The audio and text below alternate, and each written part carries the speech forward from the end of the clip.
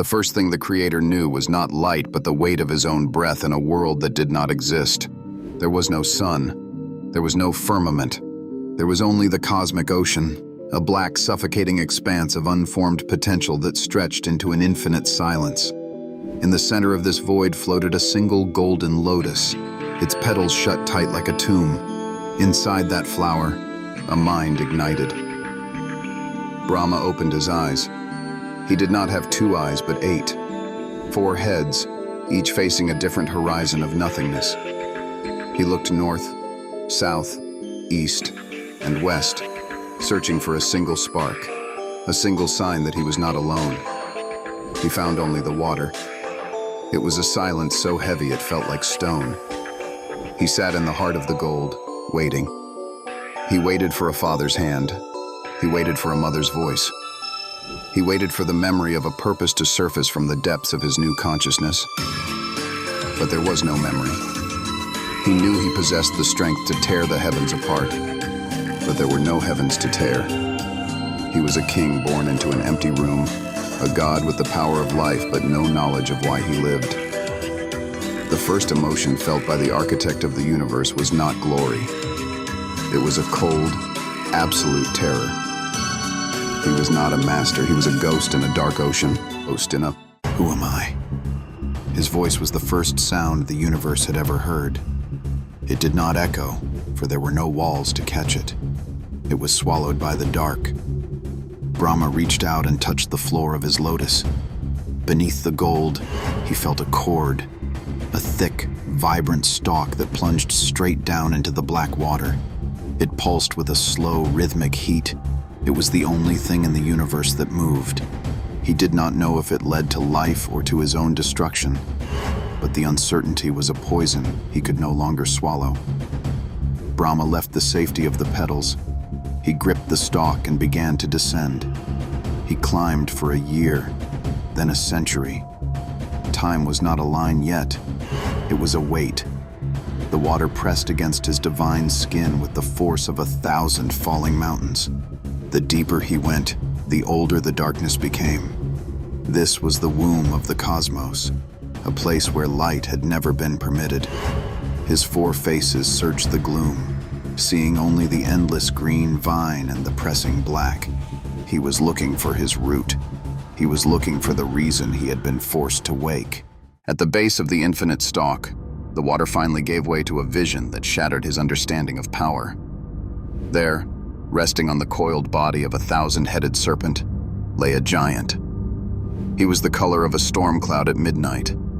His skin glowed with the soft light of 1,000,000 unborn stars. This was Vishnu, the sleeper. He lay in a trance so deep that the very concept of existence was merely a ripple in his mind. Brahma looked at the giant's navel. The golden stalk he had been climbing for 100 years grew directly from the sleeper's flesh. The realization hit Brahma like a physical blow. He was not the origin. He was an ornament. He was a bloom on the body of a much greater, silent god. He reached out to touch the sleeper, to demand a law, a commandment, a sign. But he found he could not move. A wall of absolute, terrifying peace surrounded the giant. In that moment, Brahma understood the truth of his birth. He was the dream of the sleeper.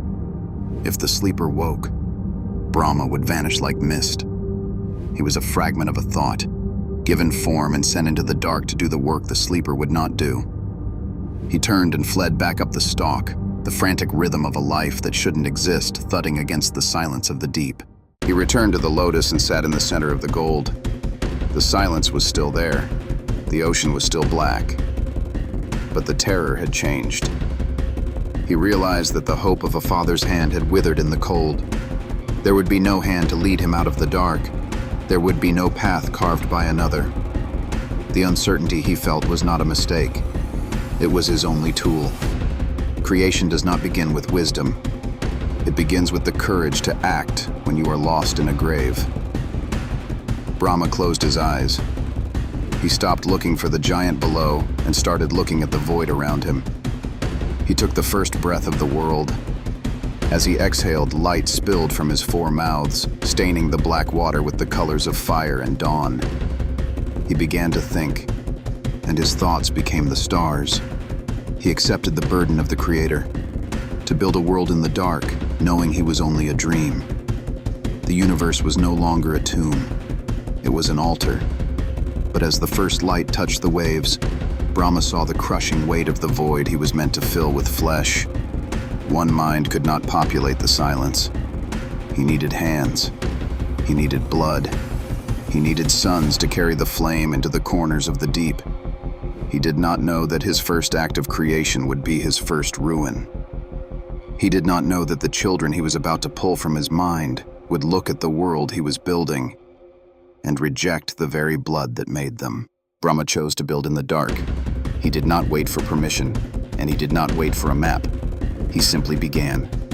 If you seek to understand the laws of the ancient world and the heavy consequences of divine pride, stay for the next reckoning. Subscribe to join this vigil. The first suns have already turned their backs on the light. Do not let yours go out. The universe was an altar with no fire. Brahma sat in the center of the golden lotus, his forehead staring into a black ocean that had no end and no memory. He had hung the stars, but they were lonely fires. He had carved the tides, but the water was dead weight. A world without life is not a kingdom. It is a grave waiting for a name. The progenitor understood his burden. A god may dream a mountain, but he cannot be every stone. He may breathe a wind, but he cannot be every leaf. He needed others. He needed a lineage to carry the law into the corners of the dark. Without them, his creation was a hollow temple, beautiful, still, and perfectly useless. The air in the void smelled of cold iron and unformed dust. There was no scent of rain or soil, for no one had yet walked the earth to smell them. Brahma felt the weight of the vacuum. It was a silence that did not just exist. It mocked him. He reached into the deepest well of his own mind. He did not reach for the mud of the ocean or the heat of the stars. He wanted something untainted. He wanted sons born from the peak of his meditation, beings who would be pure, unmoving, and eternal. He closed his 8 eyes and thought of the highest truth. From the brow of the Creator, 4 forms shimmered into the light. They did not arrive with the cry of a newborn. They appeared like 4 lamps lit in a dark room. These were the Kumaras, Sanaka, Sanatana, Sanandana, and Sanat Kumara. They were children in form, no older than 5 years, their skin holding the pale, steady glow of a moon that would never set. Brahma looked at the 4 boys and felt a pride that almost broke the silence. They sat in perfect stillness, their tiny hands resting on their knees like carved ivory. They did not hunger. They did not weep. They were exactly what he had envisioned. Thought made flesh, and flesh made divine. In that moment, Brahma believed he had won. He had created the perfect bloodline to populate his universe. "My sons," Brahma said, and his voice was the sound of a mountain shifting. "The void is waiting. The stars are hungry. I have brought you forth to be the fathers of all that will live. You will leave this lotus. You will go into the dark and multiply. You will fill this silence with the breath of 1,000 generations. This is the law." The boys did not move. They did not blink. Brahma waited for the bow. He waited for them to stand and walk into the water to begin the labor of building the world. He watched them for a year, then a century. But the Kumaras were not preparing for the world. They were judging it.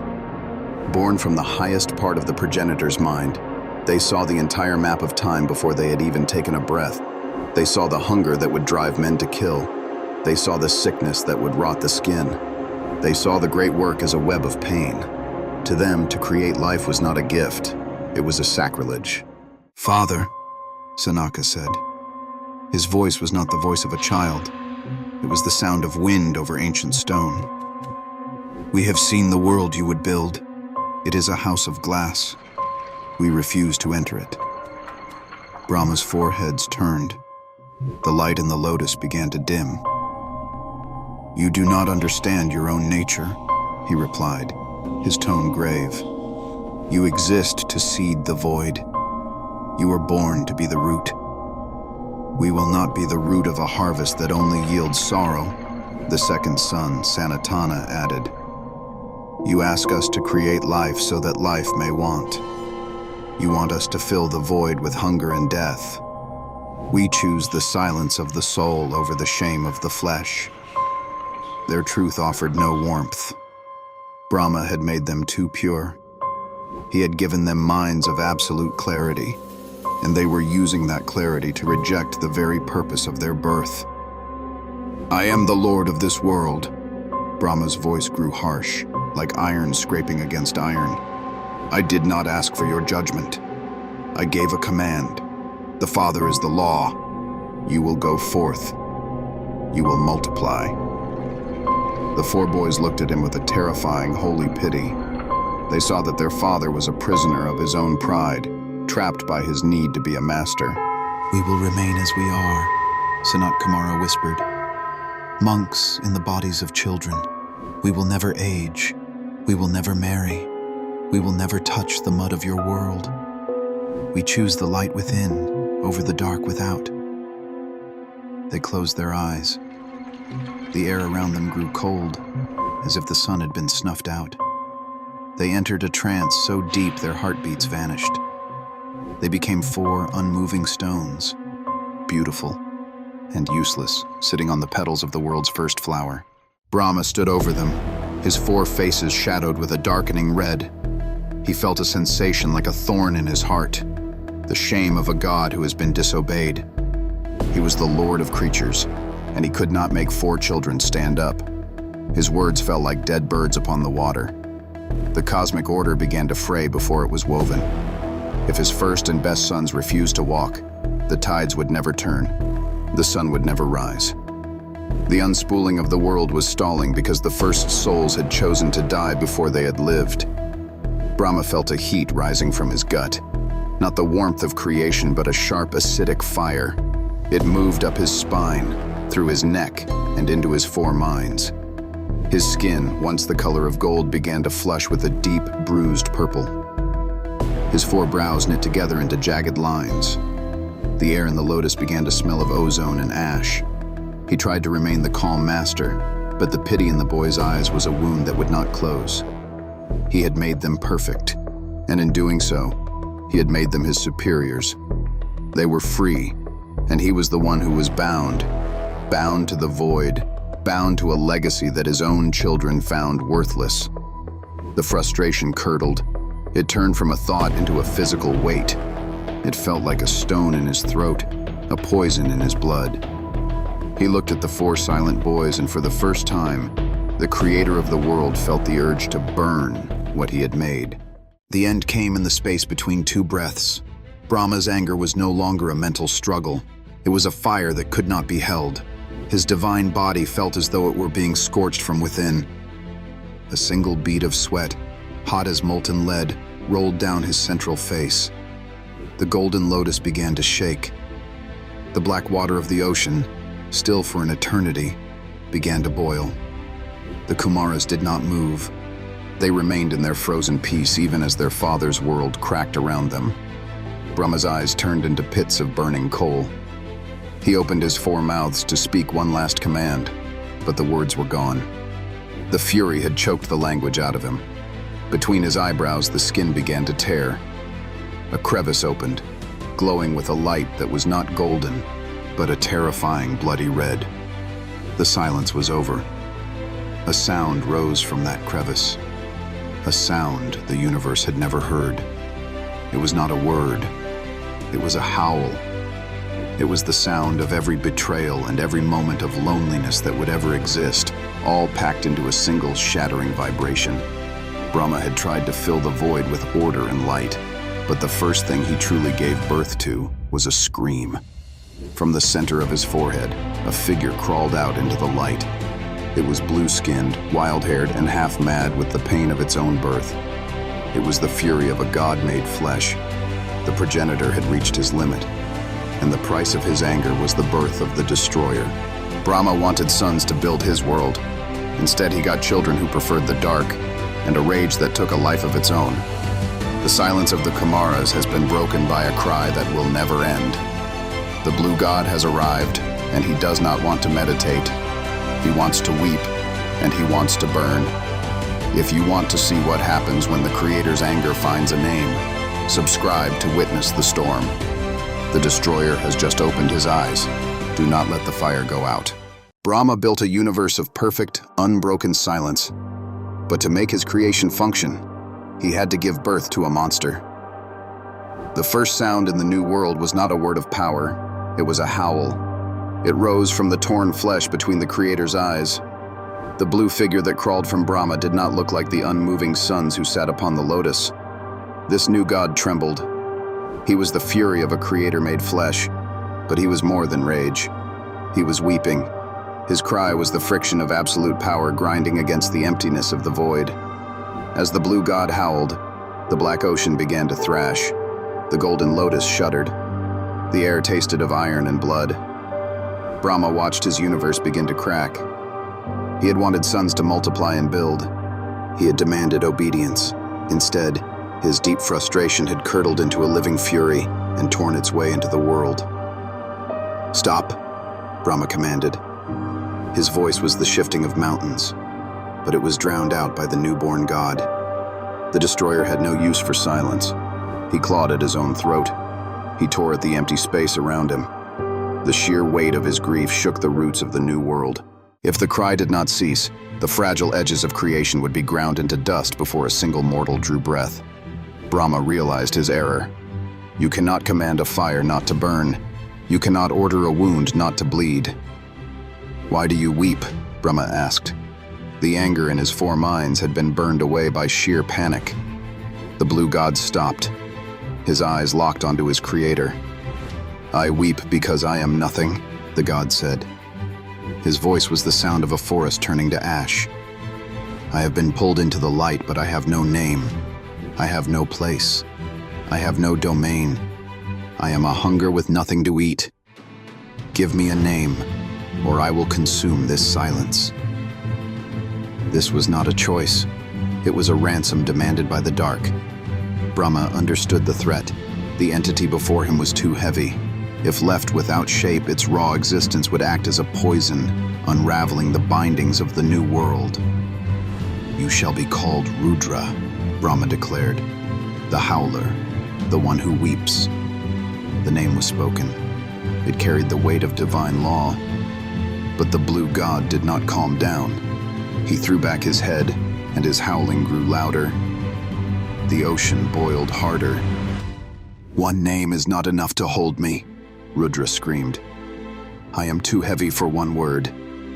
If I remain one, the sheer force of my grief will collapse this space. You must give me more. I need places to stand. I need domains to rule." The Creator looked at the howling god and understood the terrible price of existence. To build a world, space must be cleared. Death was not a mistake. It was the only soil where life could take root. Brahma yielded. He surrendered to the dark to save the light. "You will not be one," Brahma said, his four heads speaking in unison. "You will be 11. In an instant, the single, suffocating presence of the blue god shattered. The weeping entity fractured into 11 distinct forms. The Ekadash Rudras. The force of the howl was divided. The unbearable pressure suddenly lessened. The black ocean stopped boiling. The 11 Rudras stood before the Creator. They were terrible to look upon. They held the weapons of the storm and the tools of the slaughterhouse, but they were no longer a single world-ending terror. The fury had been scattered. Brahma then assigned them their domains. He gave them the places where they would live, weaving the law of ruin directly into the foundations of the earth. "You will dwell in the howling wind," Brahma decreed. You will dwell in the raging fire. You will dwell in the scorching sun." He paused. The final domains were the most cruel. "You will dwell in the life breath of every creature, and you will dwell in the heart." It carried the illusion of a victory for the Creator. He had subdued the anomaly. He had contained the fire, but it was a false victory.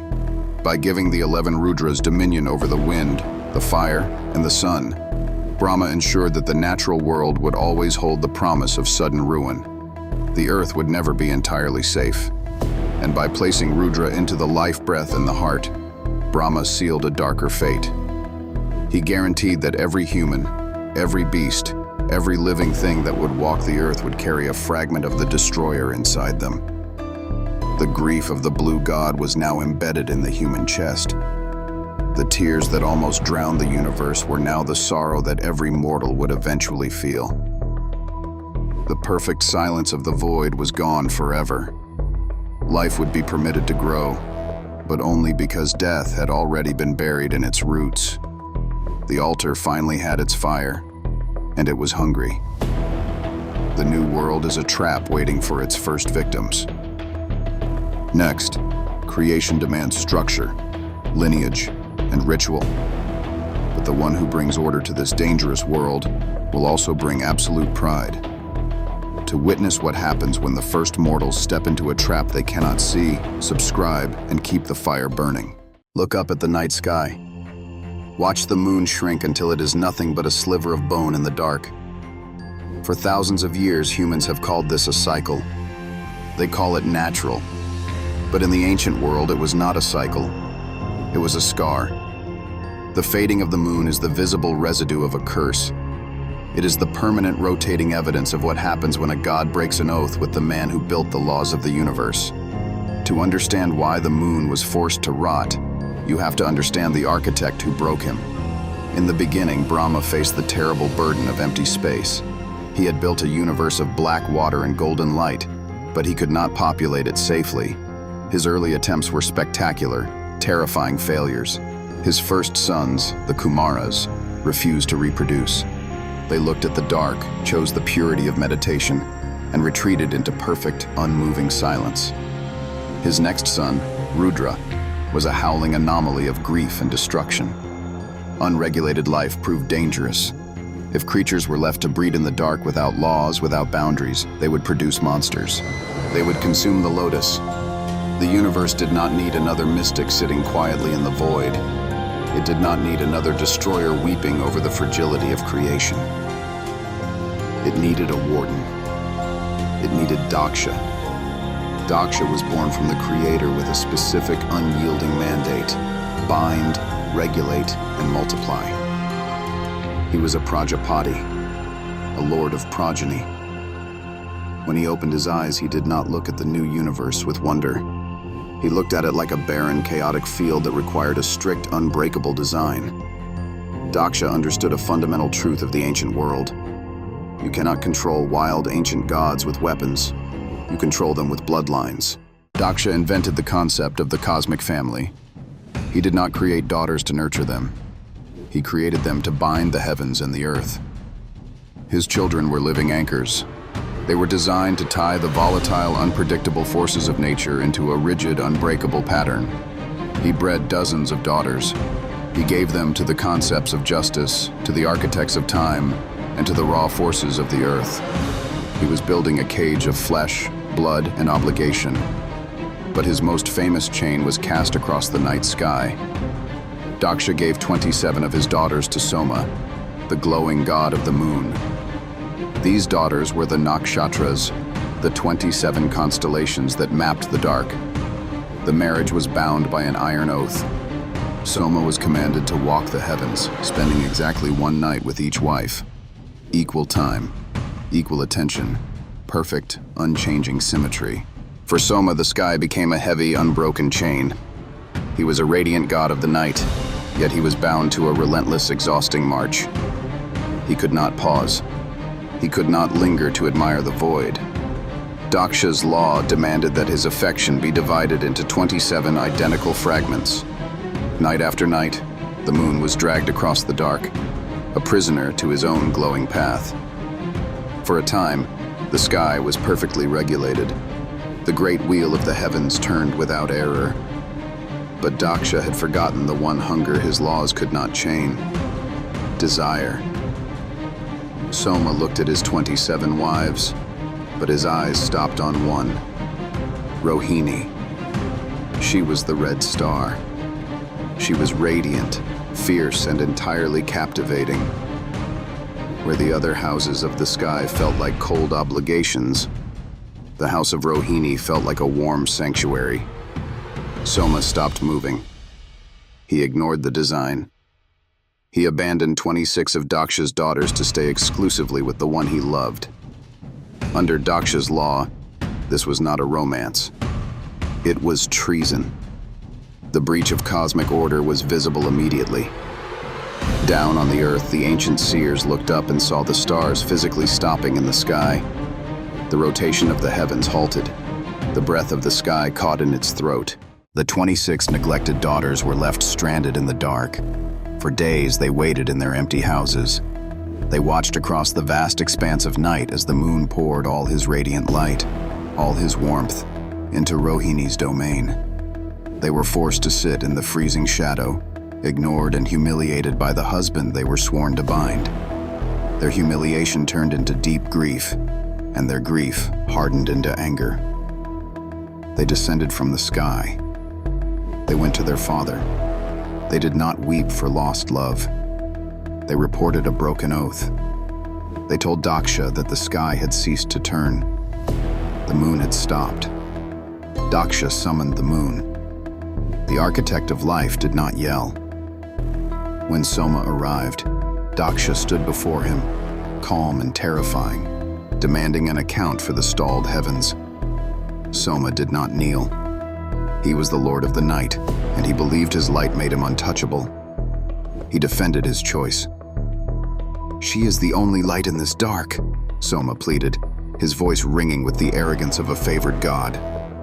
"I will not leave her house. You created the universe, but you do not understand it.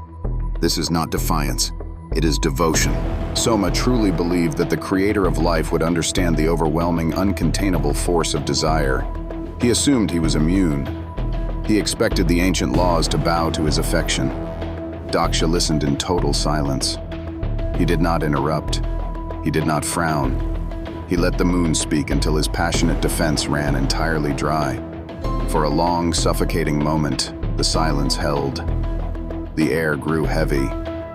Soma exhaled, mistaking the quiet for mercy. The tension broke. The moon believed he was safe. Then, Daksha spoke. "The universe does not survive on your affection," Daksha stated. "It survives on my law. You have broken the design. You will forfeit your light."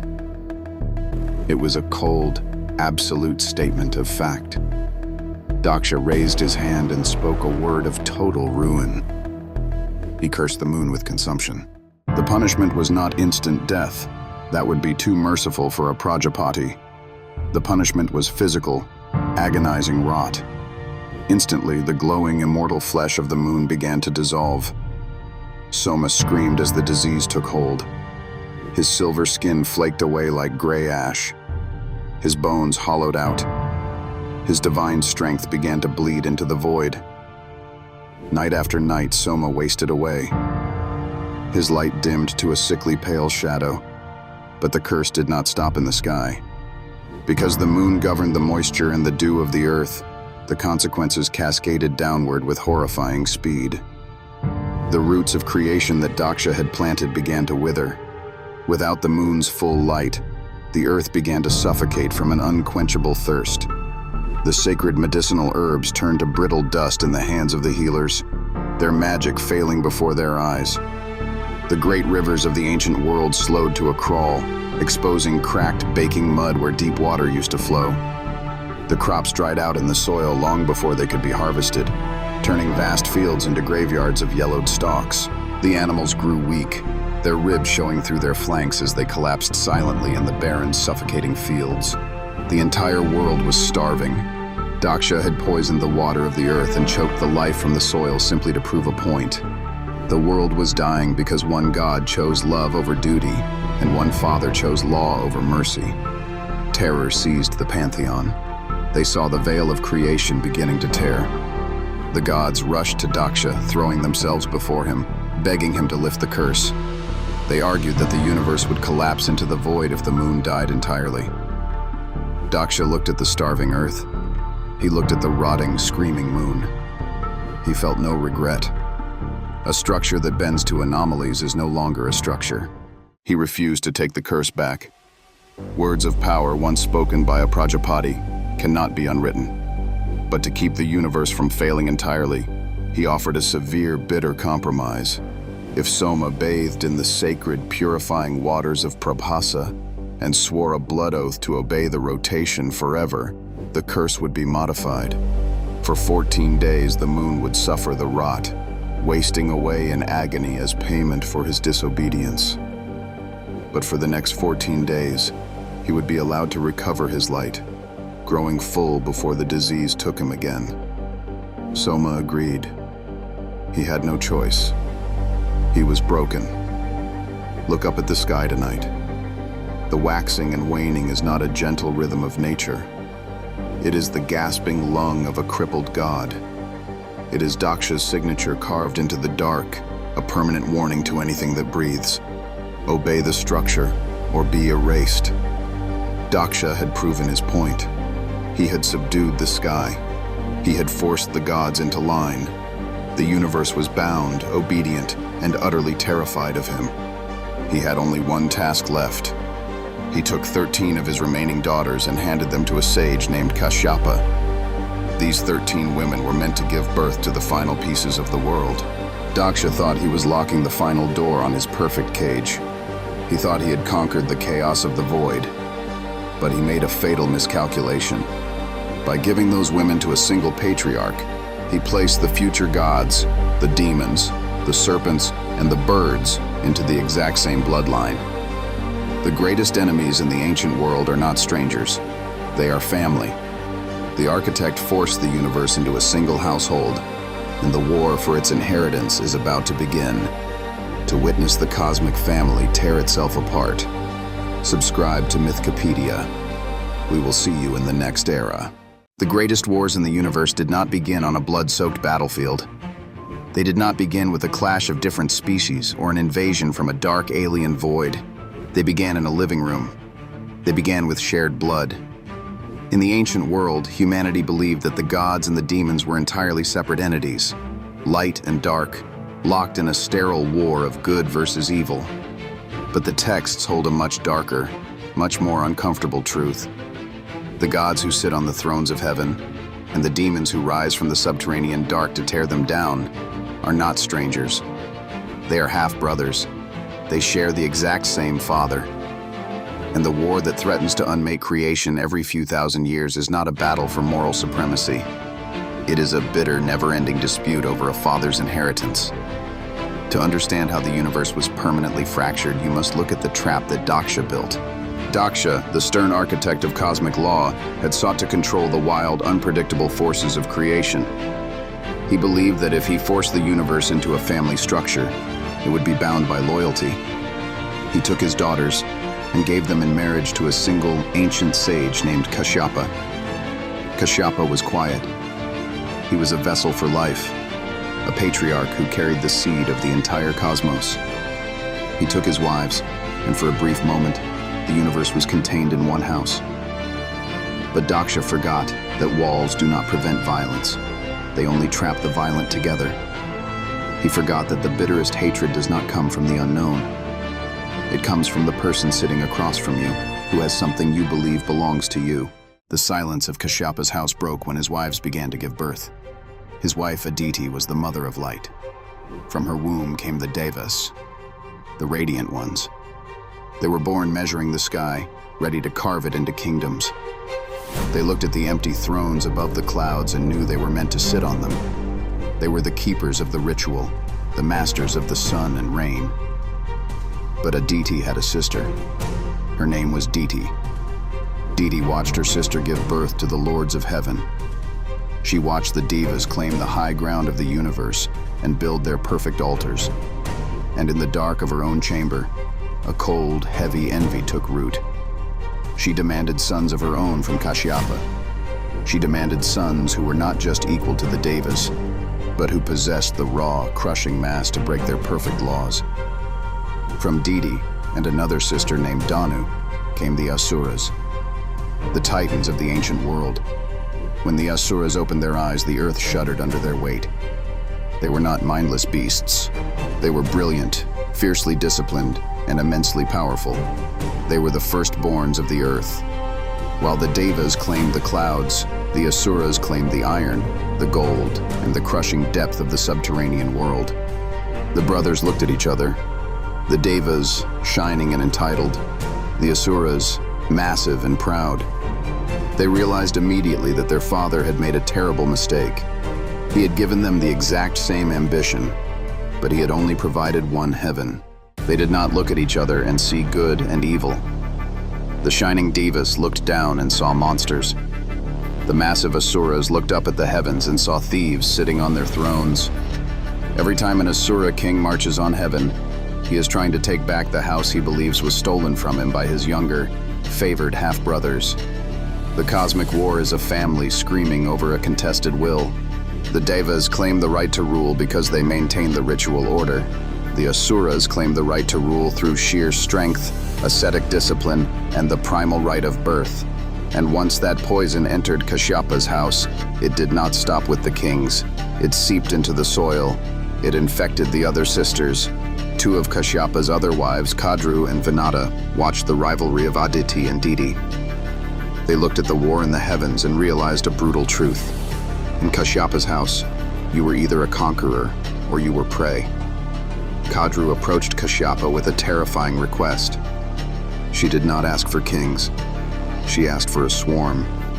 She asked to be the mother of 1,000 sons, beings of supreme cunning and lethal grace. Kashyapa granted it. Kadru gave birth to 1,000 eggs, and from them hatched the Nagas, the great serpents. They did not just exist, they consumed. They slithered into the rivers, choking the waterways with their coils. They twisted into the roots of the mountains, hollowing out the earth. Their scales shone like wet jewels, their fangs dripping with the first venom of the world. Kadru smiled. She had claimed the dirt, the water, and the shadows. Vinata, watching her sister's triumph, felt the burning sting of inadequacy. She asked Kashyapa for only 2 sons, but she demanded that they be born with a power that would make Kadru's 1,000 serpents tremble in the grass. Kashyapa granted it. Vinata gave birth to 2 massive eggs, and then she waited. The serpents multiplied. The courtyard became a hunting ground, with Vinata's silent eggs sitting in the center of the venom. Kadru paraded her fertility. Everywhere Vinata looked, her sister's children were asserting their dominance over the earth. The sound of their hissing became the inescapable background noise of her existence. Vinata's eggs sat in perfect, agonizing silence. The silence stretched for 500 years, a half-millennium of watching her sister's children rule the world, while her own womb offered nothing but still, heavy shells. Century after century, the serpents shed their skins and grew into massive, terrifying lords of the underworld. Century after century, Vinata placed her hands on the cold shells of her eggs, feeling no movement, hearing no heartbeat. In that time, Kadru grew bored with her undisputed supremacy. She wanted more than the earth. She wanted to break her sister's mind permanently. The trap was finally set when the gods churned the cosmic ocean. From the deep, violent water of the churned ocean rose a beast of absolute purity, a white, blazing horse named Uchchai Shravas. Kadru and Vinata stood side by side, watching the divine beast graze on the horizon. Kadru looked at the white horse and saw the exact weapon she needed. She turned to her sister and offered a wager designed to be a trap. She claimed the white horse had black hairs hidden in its tail. Vinata, trusting her own eyes and desperate to finally secure a victory over her sister, swore the tail was entirely white. The wager was bound in blood and divine law. The sister who guessed incorrectly would become the bound, legal slave of the winner. Vinata accepted. She trusted her own eyes, forgetting that the mother of serpents did not play by the laws of the light. In the dead of night, while Vinata slept beside her silent eggs, Kadru called her children to her. She ordered her thinnest, blackest snakes to slither across the distance in the dark. They climbed the legs of the cosmic horse and hung tightly from the hairs of its white tail, blending their scaled bodies into the shape of the mane. When the sun rose and the sisters went to inspect the beast, the tail appeared black, writhing with hidden venom. Vinata had been deceived, but the oath was written in blood. The trap snapped shut over her neck. The punishment was not exile. It was a deep, agonizing, and highly physical humiliation. Vinata, the mother of the sky, was stripped of her dignity and reduced to a beast of burden. She was forced into the mud to serve the very creatures she despised. Every morning she had to lower her massive wings into the dirt so that Kadru's 1,000 serpents could slither onto her back. She felt their cold scales pressing against her spine. She felt their venom dripping onto her feathers as they hissed their commands into her ears. She was ordered to ferry the nightmare swarm across the boiling oceans and the jagged islands, carrying the weight of 1,000 predators while her own strength withered. But the physical exhaustion was nothing compared to the psychological torture. Every time she was forced to leave the courtyard, she had to turn her head and look back at her own nest. Her 2 massive eggs were still sitting in the dark, entirely silent, abandoned to the shadows. She was raising her sister's empire while her own children remained trapped in their shells. She bowed her head to Kadru's commands, her wings dragging heavily in the dust, a queen transformed into a footstool. Look at what Daksha's family had become. In the heavens, brothers slaughtered each other for the right to wear a crown. On the earth, a sister carried the children of her rival on her back, crushed by the weight of her own shame. When you look at the natural world today, when you see a hawk dive from the sky to rip the spine out of a snake, you are not witnessing a mindless act of nature. You are watching the residue of Kashyapa's living room. You are watching cousins executing an ancient grudge. Daksha wanted a regulated universe. He got one. He created a world where every creature has a place, and every creature absolutely hates the one standing next to them. Kashyapa, the father of all things, sat quietly in the center of the ruin. His seed had filled the void, but his silence had allowed the void to enter his children's hearts. The universe was alive, but it was entirely hostile. Yet, deep in the shadows, Vinata's second egg was still waiting. It had not hatched, and inside that shell, a son was finally growing. A son who could hear his mother weeping in chains. A son whose wings were getting too large for his cage. Freedom cannot be begged from a serpent. In the next myth, it must be paid for in blood, and the price is immortality itself. If you want to see what happens when the sky finally decides to strike back at the earth, stay with Mythkipedia. The bird is about to wake up. The shell finally broke, but the first thing the newborn felt was not the warmth of a mother's wing. It was the crushing weight of her shame. Garuda pulled himself from the ruins of the egg. He was a creature of terrifying scale. His wings cast shadows that swallowed mountains.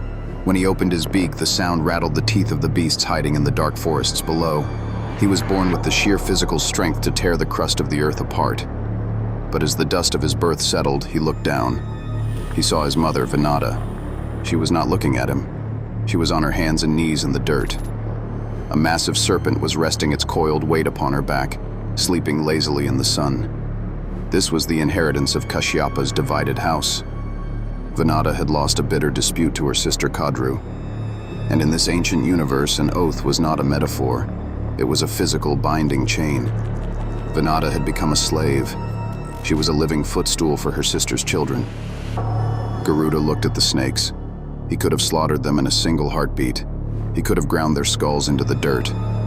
Instead, he walked to his mother, lowered his massive golden head, and accepted the yoke.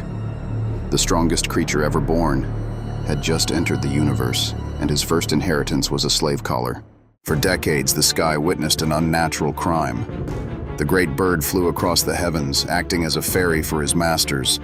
He carried hundreds of his writhing, hissing cousins on his back. The physical toll was absolute. The serpents mocked him, commanding him to fly higher, driving him into the scorching paths of the sun just to feel the heat on their scales. They cared nothing for his burning feathers, nor did they care for the venom dripping from their fangs, stinging his flesh. They ignored the blood seeping from his exhausted talons as he gripped the empty air. Garuda endured the humiliation because he understood the terrible mechanics of a divine oath. If he crushed the snakes against the mountainside, he would only be killing his cousins. His mother's vow would remain unbroken. She would die in chains. Violence could not wipe the slate clean. The bondage had to be paid in full. One afternoon, Garuda landed. He folded his bruised wings, planted his talons deep into the stone, and refused to move. The serpents snapped at his neck, demanding he take flight. Refusing to yield, he stared down at the shifting mass of scales and asked a single question. "What is the ransom? What must I bring you to wipe this debt clean?" The serpents laughed. They looked at the giant, exhausted bird and decided to ask for the one thing in the universe that could not be bought, traded, or won. "Bring us the Amrita," they hissed. "Bring us the nectar of immortality." It was a death sentence disguised as a price. The Amrita was held in the highest vaults of heaven. It was the sole authority over the gods' supremacy, the sacred liquid that kept them from rotting. They guarded it with forces that could vaporize continents. The serpents knew Garuda would die trying to reach it, and his mother would remain their property forever. Garuda did not argue. He simply turned his face toward heaven, crouched low to the earth, and pushed off. The sheer concussive force of his launch snapped the trunks of thousand-year-old trees, flattening the forest into dust. Up in the golden halls, the alarms of heaven sounded. The celestial ramparts had stood untouched since the dawn of creation, bathed in pure, unblemished light. Now the gods looked down and saw a shadow rushing toward them, blotting out the sun.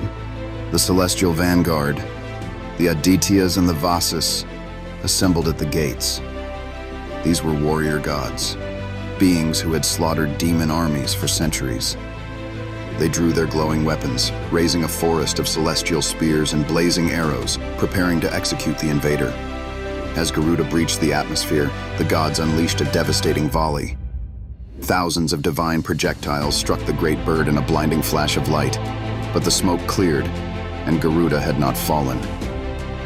The weapons of heaven shattered harmlessly against his golden feathers. He did not even slow down.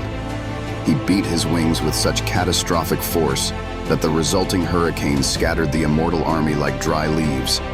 Gods were thrown against the walls of heaven, their armor dented, their weapons torn from their hands by the sheer crushing pressure of the wind. Indra, the king of heaven, watched his invincible vanguard collapse in seconds. He immediately deployed the next defense. A wall of divine fire erupted across the sky, burning so fiercely it consumed the air itself. The heat was meant to turn any mortal flesh to ash before it even touched the flames. The sheer temperature of the inferno began to melt the golden gates of heaven. Streams of molten slag ran down the celestial steps like water.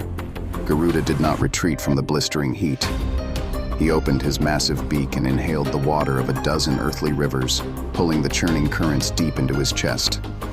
He spat a deluge of boiling steam and water that slammed into the celestial flames, drowning the fire in a violent hiss of thick gray smoke. He tore through the blinding ash and finally reached the vault.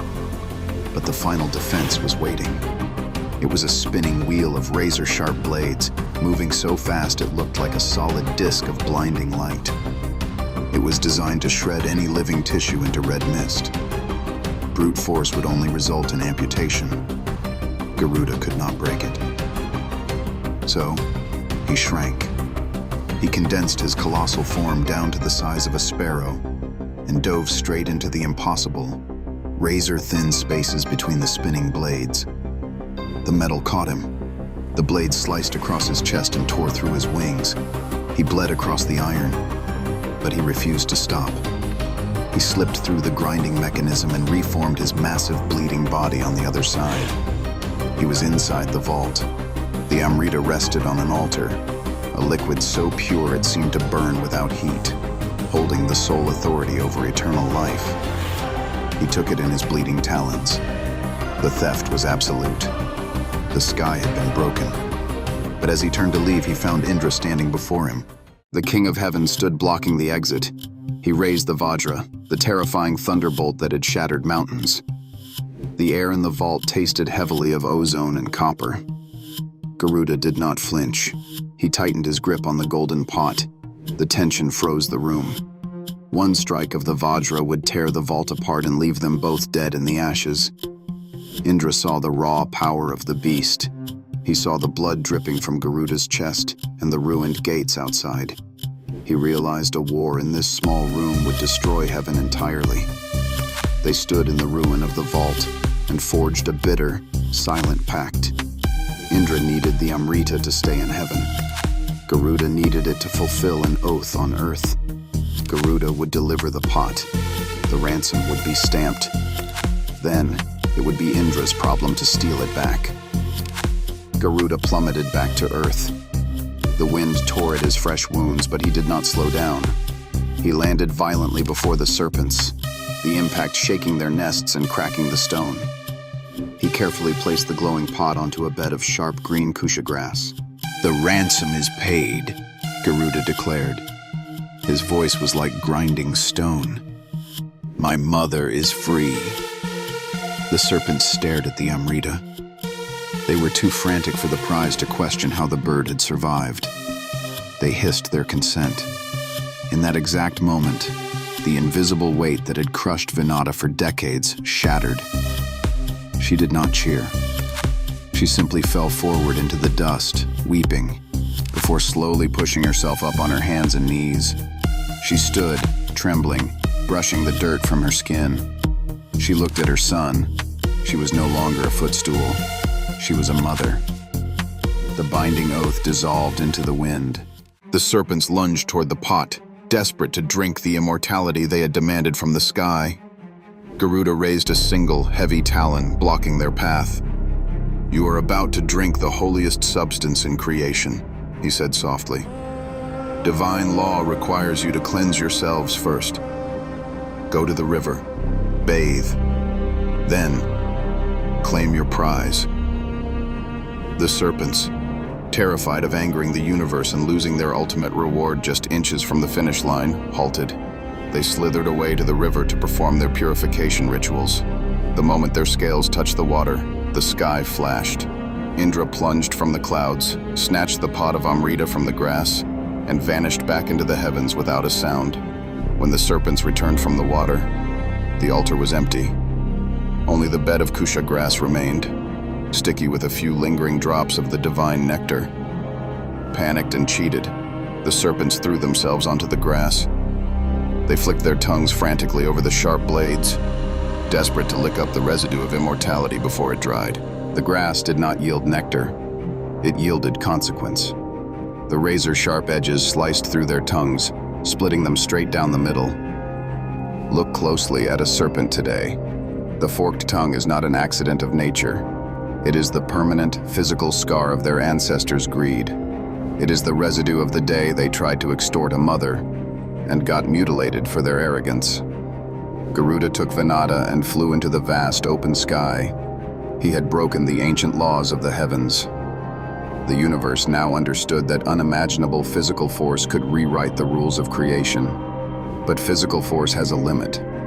You can batter the golden gates of heaven with muscle and blood, but you cannot conquer the mind of a man. In the next myth, we leave the sky and return to the dirt. A king with an invincible army is about to learn that all the weapons in the world are utterly useless against a sage who has learned how to sit in perfect silence. The era of physical monsters is ending. The fire of Tapasya is igniting.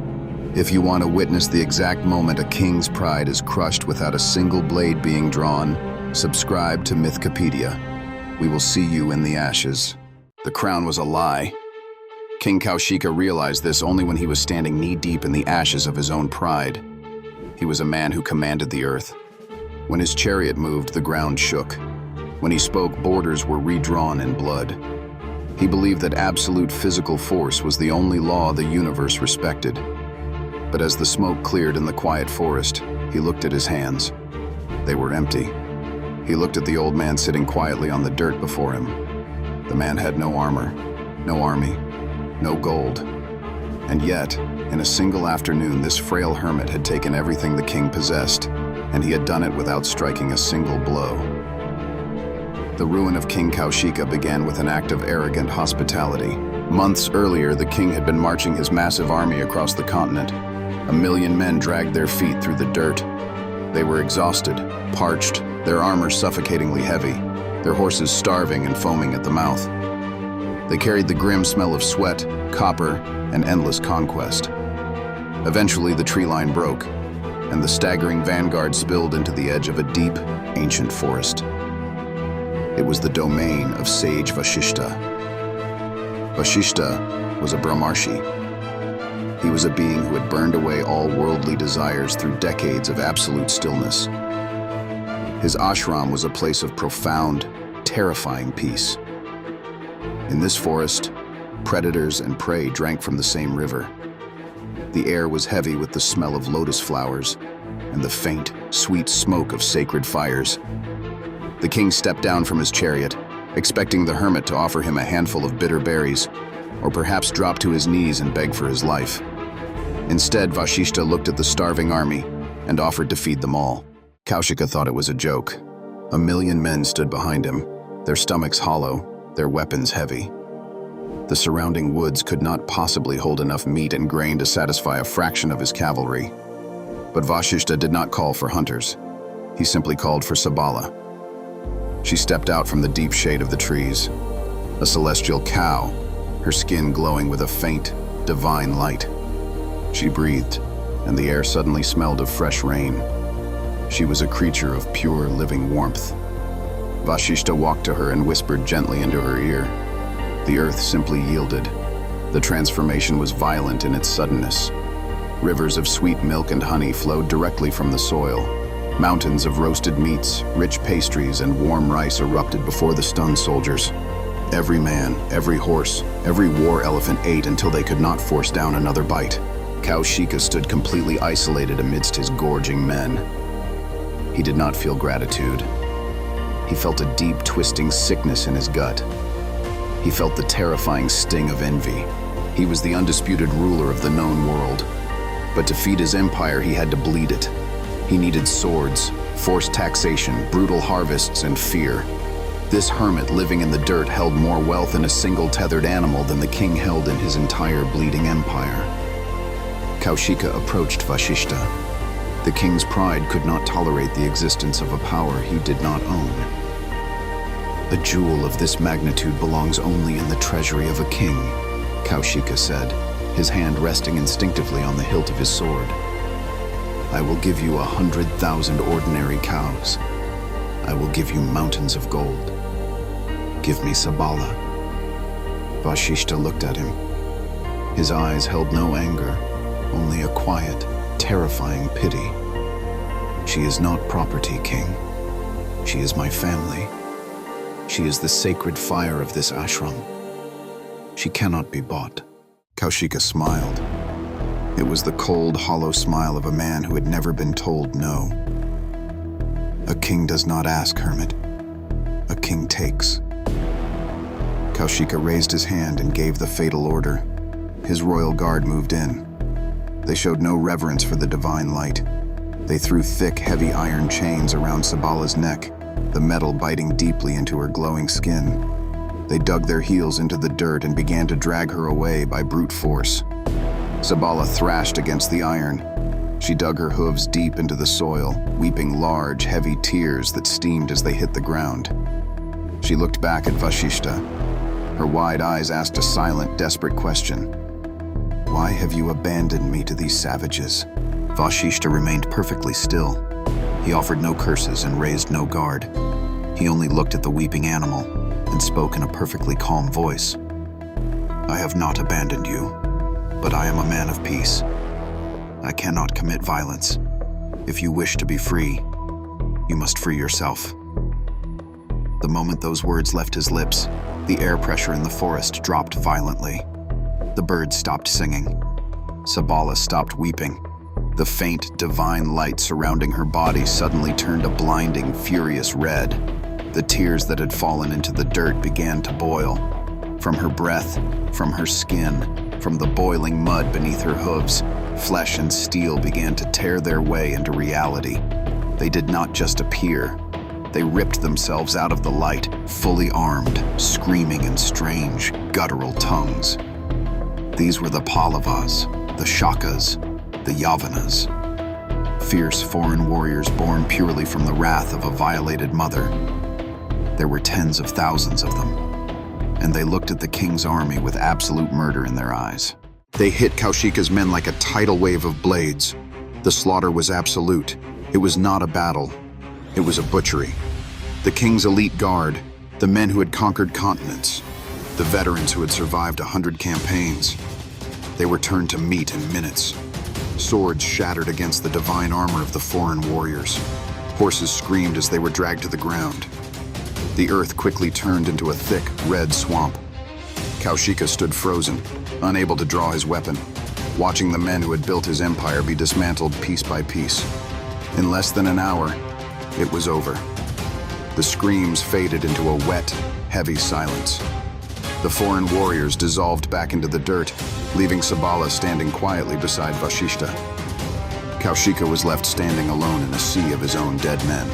The steel that had held his empire together was entirely gone. Humiliated, something inside his mind snapped. He left his dead where they fell. If physical weapons were obsolete, he would acquire divine ones. Kaushika fled into the freezing, jagged peaks of the Himalayas. He abandoned his silk robes. He stood on one leg in the blistering snow for months. He starved himself until his skin clung tightly to his ribs and his vision blurred. He punished his own flesh, screaming prayers into the howling wind, demanding the attention of Lord Shiva. The cosmic laws of asceticism are strict. They do not answer to a man's character. They answer only to the heat of his penance. Extreme suffering generates a localized disturbance in the universe, and eventually, the gods must answer. Shiva manifested from the snow. Bound by the physical laws of Tapasya, the god granted the broken king his wish. He gave Kaushika the knowledge of the celestial astras. These were not mere swords or spears. They were weapons of cosmic destruction. Arrows that carried the power of storms, boiling oceans, and absolute death. Armed with the fire of heaven, Kaushika walked down the mountain. He did not return to conquer. He returned to eradicate. Kaushika stood at the edge of the forest. His eyes were mad with vengeance. He raised his heavy divine bow and unleashed the arsenal. Arrows of pure fire rained down from the sky, incinerating the ancient trees. The sacred rivers boiled into steam. The peaceful animals burned alive in the underbrush. Monks fled in terror, their robes catching fire as the ashram was consumed by the wrath of the gods. The sky turned the color of dried, dead blood. Vashishta stepped out of his burning home. He still wore nothing but tree bark. He was entirely unarmed. Kaushika sneered. He reached back and drew the Brahmastra. It was the ultimate weapon, a projectile carrying the concentrated, destructive force of a dying sun. When released, it was meant to vaporize anything it touched. The king pulled the bowstring back to his ear, aimed directly at the old man's chest, and fired. The heat of the weapon boiled the clouds instantly. The sheer physical force of its flight flattened the remaining trees before the arrow even crossed the clearing. It roared like a dying sun, blinding everyone who dared to look at it.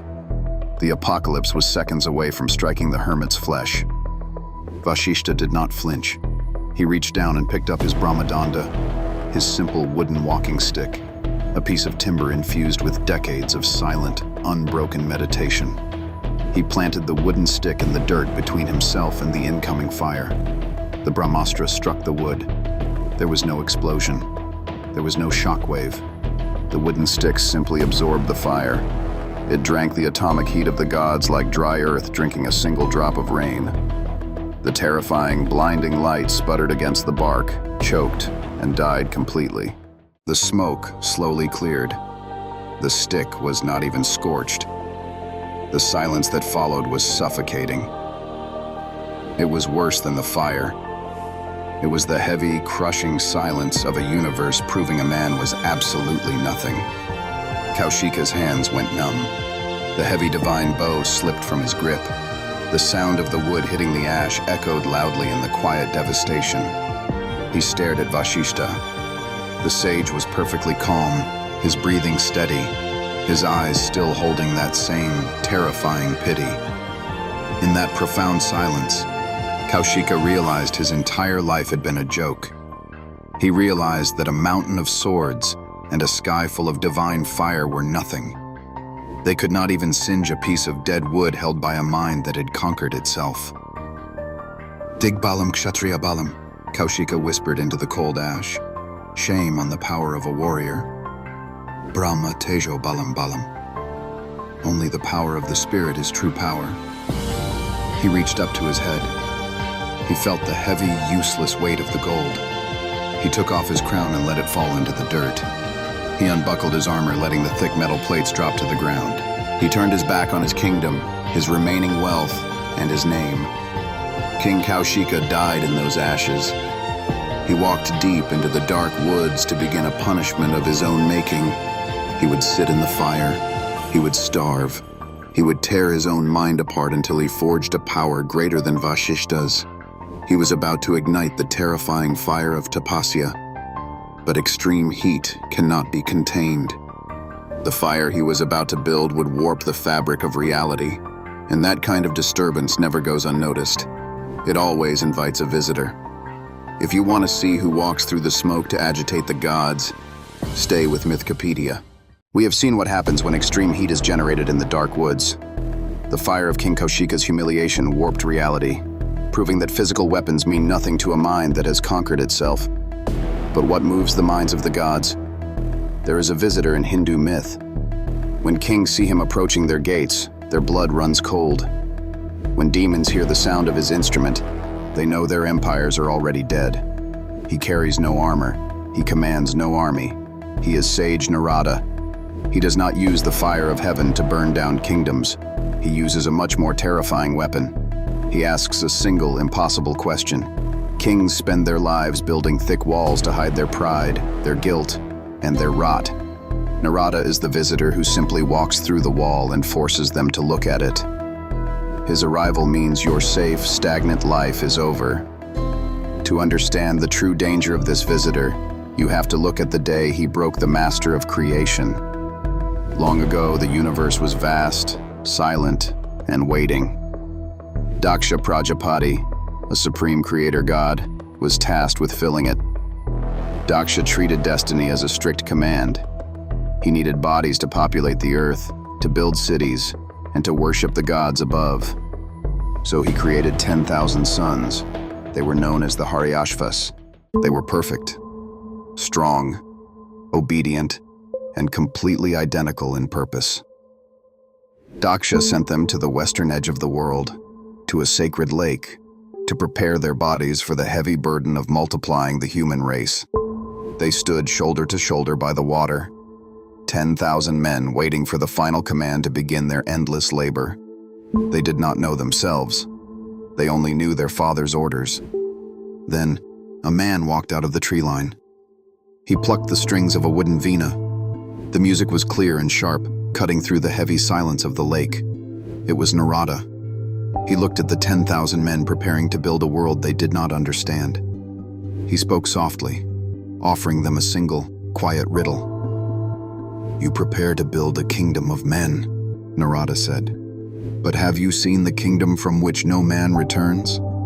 Have you found the river that flows only in one direction? How can you create life when you do not yet know the shape of death?" The question hit them like a physical blow. Narada did not tell them to disobey their father. He simply handed them a mirror. The illusion broke. The 10,000 sons looked at their hands and realized their father was sending them into a prison of endless labor. The realization was quiet, and it was fatal. They dropped their weapons in the dirt. They turned their backs on the lake, scattering into the far corners of the earth to seek the truth of the universe. They never returned. When the news reached Daksha, the creator god felt a cold, terrifying sensation. Failure. He stood in his massive hall, listening to the suffocating silence. He waited for the sound of marching feet that would never come. His army of creation was gone, ruined not by a sword, but by a single thought. His pride curdled into cold panic. Unwilling to look at his own failure, he forced his authority upon the world a second time. He created 1,000 more sons, the Shabalashvas. He sent them to the exact same lake, under strict, unbreakable orders to fulfill their destiny. Daksha believed his authority could overrule the truth. He was wrong. The mist over the western lake had barely settled when Narada returned. This time, the visitor did not even need to speak a riddle. He simply stood by the water and plucked a single vibrating note on his vina. The sound carried across the water. The 1,000 sons heard the echo of their lost brothers in the music. Instantly, the illusion shattered again. Without a word of protest, the second army laid down their heavy obligations and vanished into the trees, abandoning the material world forever. Something inside the Supreme Creator snapped. Daksha did not send another army. He traveled to the lake himself. He found Narada sitting quietly by the water, his fingers resting lightly on the strings of his instrument. The creator god looked at the hermit who had dismantled his empire twice. Daksha's rage was so profound it made the air around them vibrate. But physical violence is useless against a mind like Narada's. Instead, Daksha reached into the deep, terrifying well of his own cosmic merit and he pulled out a curse. "You have destroyed the foundations of my house." Daksha's voice cracked the stone beneath their feet. "You sever the ties of blood." Daksha pointed a trembling finger at Narada's chest. "You have no respect for stability. Therefore, you shall have no stability. You will never have a home. You will never stand still. You will wander the 3 worlds, forever exiled, unable to rest in one place." The curse struck Narada with absolute crushing force. He was now homeless, a cosmic vagrant doomed to walk across realms until the end of time. Daksha breathed heavily, expecting the sage to break. He expected Narada to fall to his knees and beg for mercy in the ash. Instead, Narada looked up at the creator god, and he smiled. He bowed his head slightly, accepting the punishment without a word of protest. Daksha thought he had punished a criminal. He did not realize he had just armed the universe. Narada didn't trick Daksha's sons. He exposed the rot in Daksha's plan. Destiny cannot be forced. A universe built purely on blind obedience and endless labor is a dead universe. It is a stagnant pond. It requires a stone to be thrown into it. Daksha's curse gave Narada exactly what he needed. By stripping him of a home, Daksha ensured that Narada would visit everyone's home. Narada became the fire that burns away the dead wood. Whenever a king grows too comfortable on his throne, whenever a demon hoards too much power, whenever a god believes their secrets are safe. The music begins. The visitor arrives. He brings the news you do not want to hear. He asks the question you cannot answer. He forces the hidden desire into action. Without his disruption, the great stories of myth would remain asleep. Creation is not a quiet room.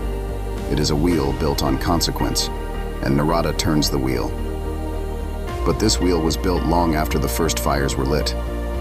Before the gods of temples and grand empires, there was an older sky, a violent, lawless domain where survival was the only currency. And if you want to follow the bloodline of myth back into the storm, where the first warrior had to break the ultimate obstruction, stay with Mythkipedia.